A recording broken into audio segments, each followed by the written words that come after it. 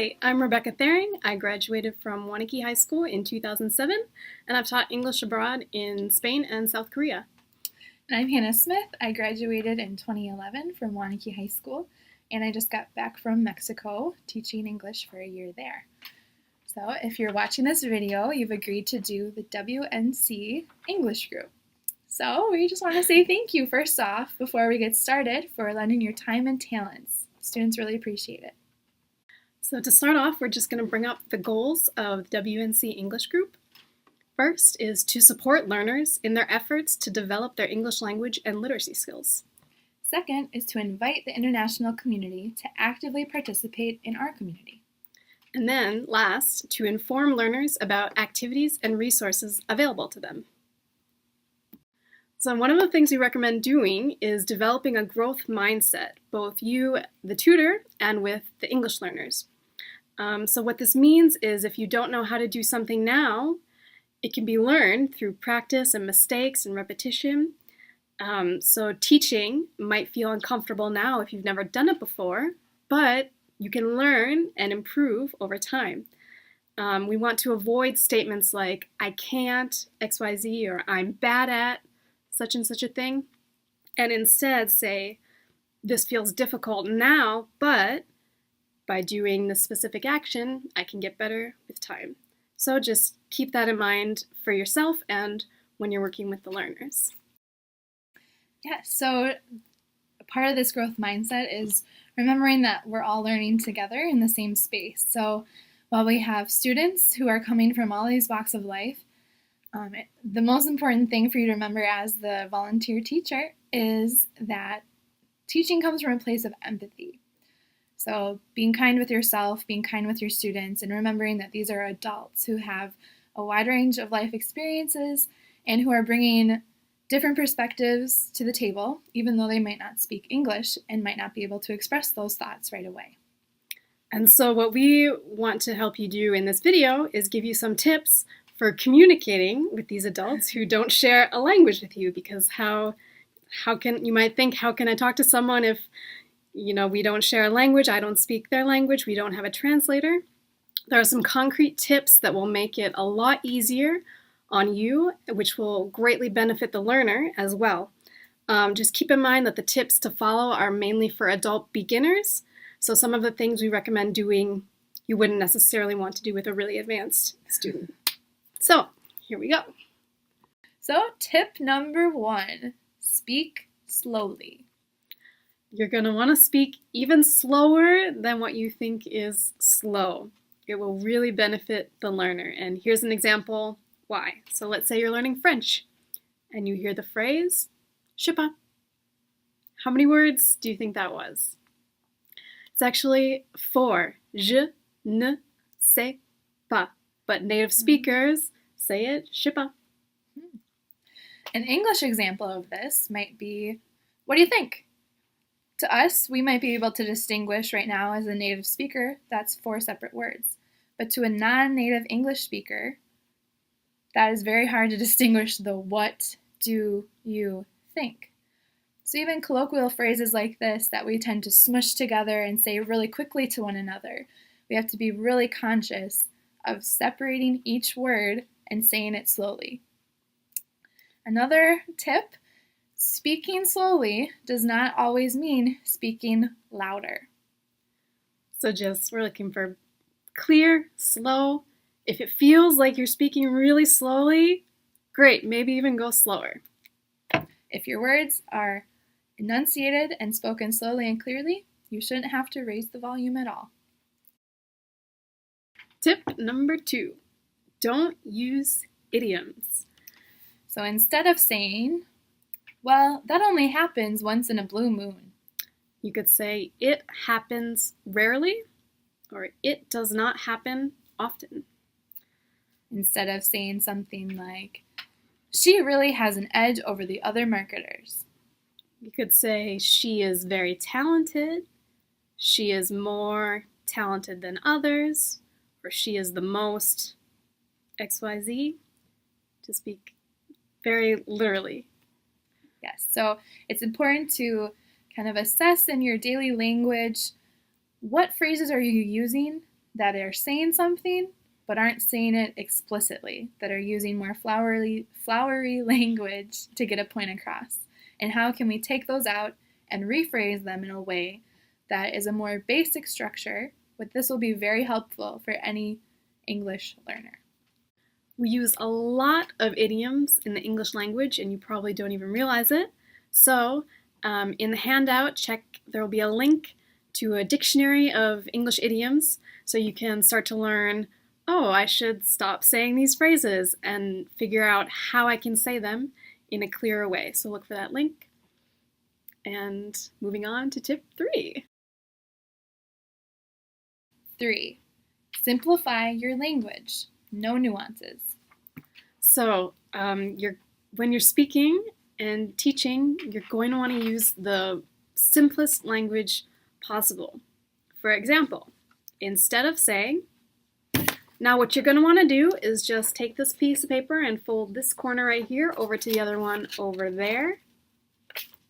Those are a lot of words. You might just want to say, fold the paper in half. So we're cutting out all of the fillers that you use in everyday conversation. Another thing to pay attention to is tone. In English, native speakers, we can convey meaning with our tone, but that meaning is often lost on English learners. For example, when I lived in Korea, I learned that when I said, no, that's okay, which to us that tone clearly means no, the person I was speaking to heard, that's okay. So instead, you could say, no. So it's starting to pay attention to these little nuances and thinking about the language you're using. Is it clear? And there are some links also in the handout that'll help you locate these types of language and simplify them. Number 4. Use gestures and body language while speaking. So, when we're in the classroom, it's really important, if you're giving commands like, good job, to enforce these things with simple gestures like thumbs up, or stand up, sit down.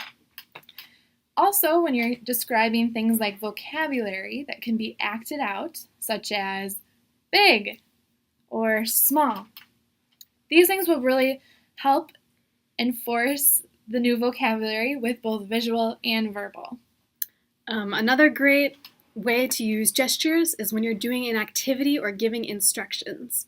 Even if you're doing something simple like listen and repeat, if we want to repeat the word English, I might do this.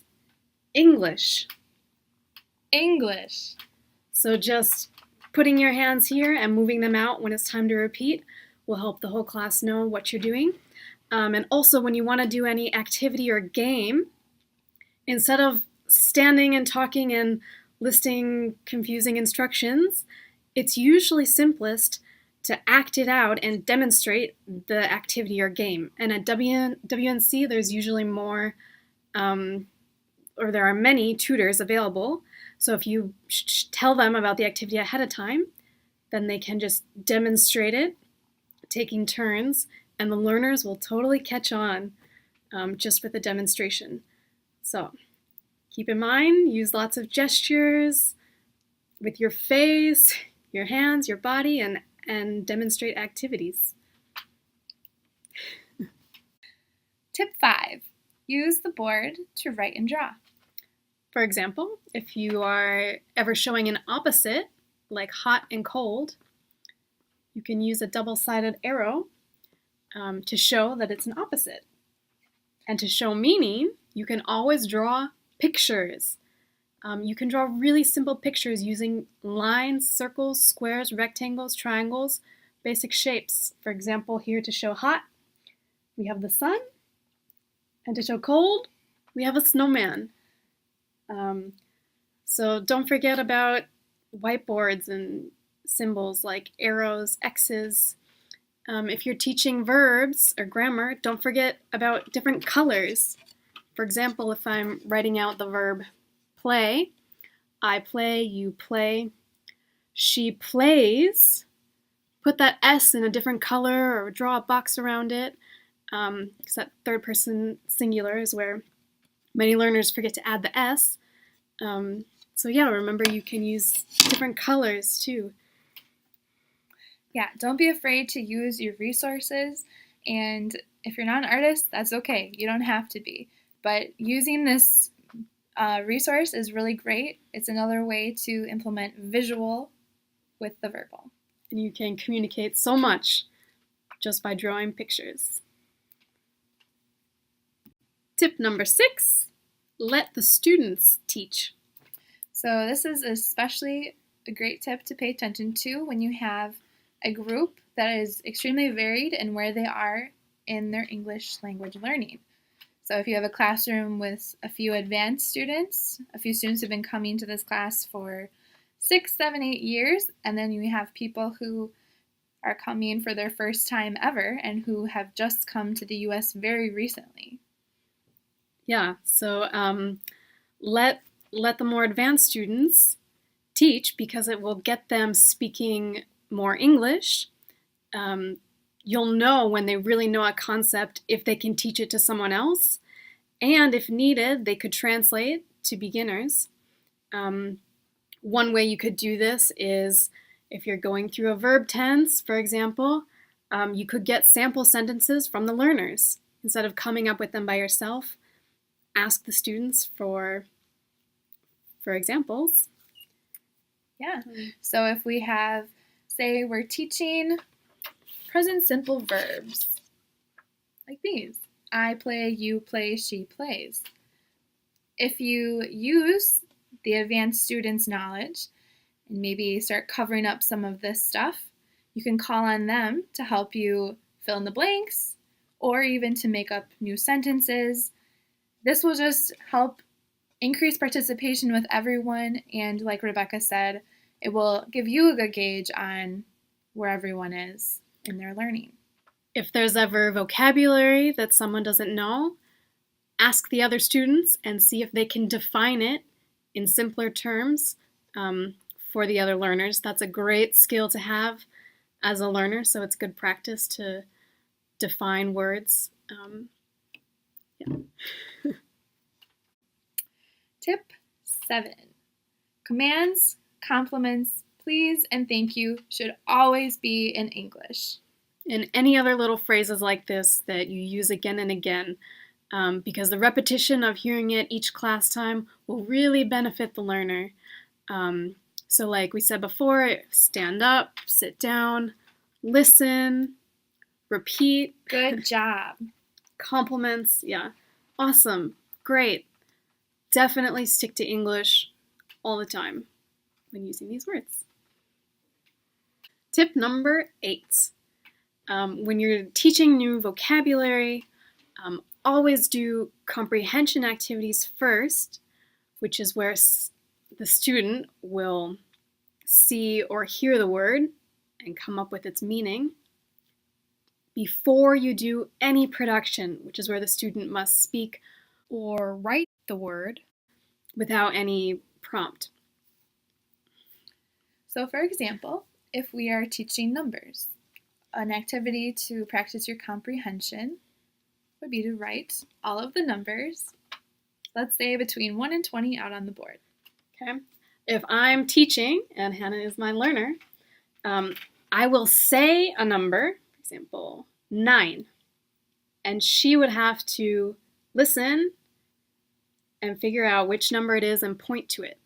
This is comprehension. This is the easier of the two, so you definitely want to start with something like this over and over so the learner can get comfortable with these new words and new material. Later on, then we try production, which would be asking questions like, what is this? And the learner would have to say, produce the number from nothing, out of the mind. It's harder to do, so that should come later when they're more comfortable. Yes, so production is coming up with the word on your own after seeing a picture or a symbol. So remember, always do comprehension before production. Mm-hmm. Tip number 9. Repetition, repetition, repetition. Yes, repetition is your friend. Even if it feels really boring for you, it's helpful for the learner, and they could probably use even more repetitions than what you're doing. Yes. So just if you feel like you're repeating yourself, that's okay. Great. Especially if they make a mistake, repeat the correct version several times to kind of unlearn the habit and relearn the correct way. So, repeat. Tip number 10, recast. So recast is an error correction technique that a lot of us in the ESL or TEFL community use. So oftentimes we do production speaking communication activities in English. So for example, we would be asking about how their weekend was, and the responses we get might not be the correct word order or might be a different verb tense than would be grammatically correct. So this is a way for you as the volunteer to present the correct grammatical response without having to resort with, no, that's not right, or any kind of a technique that might dissuade them from answering or participating in the future. So an example in Spanish, if I was the teacher to Rebecca, my student, I'd say, ¿Cómo estás? Estoy bueno. ¿Estás bien? Sí, estoy bien. With this, we can see that she was reminded, she knew the answer. Oftentimes when we're learning a second language, the answer we have inside of our brain, but producing that is one step more, and it can often be nerve-wracking and a little bit harder. So this is a very eloquent way to present the correct grammar to the student and kind of remind them of that while still allowing them to produce it on their own. Mm-hmm. So an English example would be, let's see, Rebecca, you be the English teacher. Okay. Hannah, what did you do this weekend? Well, I play outside. Oh, you played outside. Yeah, I played outside. So there's an example in both English and Spanish. Just remember to always stay positive. Mm-hmm. And this is just another technique you can use when working with students. Huh. Tip 11, know your grammar. So your learners are going to come to you with questions like, how do you know when to say how much or how many? When do I use which phrase? Or if you're learning physical descriptions, they might ask, how do you know when to use I am, like I am tall, versus I have blue eyes? When do I use have and when do I use am? Grammar will help you answer these questions with a nice, clear rule. So it is important to keep learning about grammar so that you feel comfortable giving these explanations to your learners, which will really benefit them as well. So we've got links in the handout of some nice grammar sites that explain things really easily with lots of examples. And you can just start with the basics, do a little every day, or see where your learners are at, what kinds of topics might come up. You don't have to know it all. But just know that knowing the grammar rules will really help you be a more effective ESL teacher. And like we said, we're all learning together. So this is a great way, even though we're all native English speakers, to really start understanding the language that we speak every day too. Mm-hmm. Good. So as we wrap up this video, we just have a couple of final reminders of things that we've already kind of said with the tips, but we just want to lift them up one last time for you all. So first, even if somebody can't express complex thoughts in your first language, it doesn't mean they don't have them. We all have really complex histories of emotions and life events. We're all adults and we can all learn from each other. Yes, and also just reminding us that teaching should come from a place of empathy, which we're all very empathetic human beings capable of this, but just wanted to remind you to open your mind to curiosity instead of judgment. And this will allow for you to create some more authentic connections with the students, to really open up and embrace them into this Waunakee community, which is one of our ultimate goals of this program. Mm-hmm. Remember to be positive. It's really not easy to learn a language Later in life, these students have to be really vulnerable to open up and make mistakes. So just keep it really positive. Keep on with that constructive feedback and encouragement and positive energy to make a really welcome learning environment. And finally, if we haven't said it enough, thank you for being here. Thank you for spending your time and your effort and for expressing interest in this incredible program. It really allows these people to become members of the community, and we are just so grateful. These connections are really important, and they're going to create ripples of goodness in the world. So thank you, and have fun with it. Thanks. Bye.